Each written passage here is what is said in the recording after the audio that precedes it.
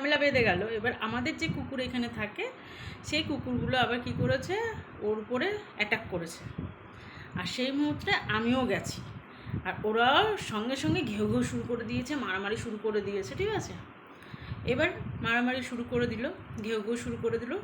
এবার ও কী করে, আমি কি করেছি ওই সব দেখে মানে ঝপ করে ভয়তে দৌড় মেরে ওই লোকটাকে পিছন দিকে গিয়ে এভাবে চেপে ধরেছি, এইভাবে চেপে ধরেছি। আর ওই লোকটা কী করেছে, আমাকে ধরে ফেলেছে।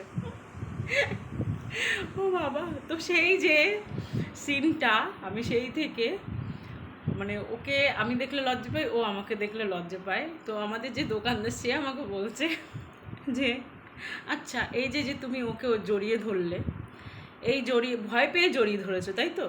না, আমি বলেছি আমি তো ভয় পেয়েছি, ওর জন্যই তো। বলে ঠিক আছে, তুমি ভয় পেয়ে ওকে জড়িয়ে ধরেছো, এই জড়িয়ে ধরাটা যদি ও তোমায় ধরতো ভয় পেয়ে, তখন বেচারাটার কী হতো শুনি, কী হতো বলো? আমি বলছি কি, সে তো বলে বেচারাটার তো খবর হয়ে যেত।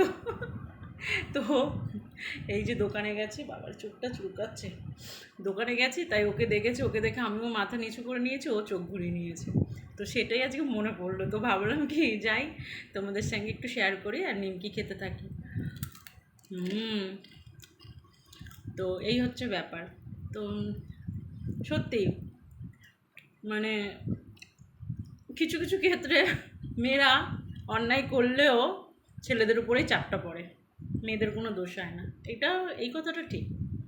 মানে মেয়েরা কি বলবো, ছোট ছোট জামা কাপড় পরছে, ঘুরছে ফিরছে, দোষ নেই, কেউ যদি একটু তাকিয়ে থাকে দোষ, ওইটাই হচ্ছে ব্যাপার। যেমন আমি দেখো, আমি হচ্ছে একজন হট গার্লস, সবাই বলে আমাকে। তো সেটাই।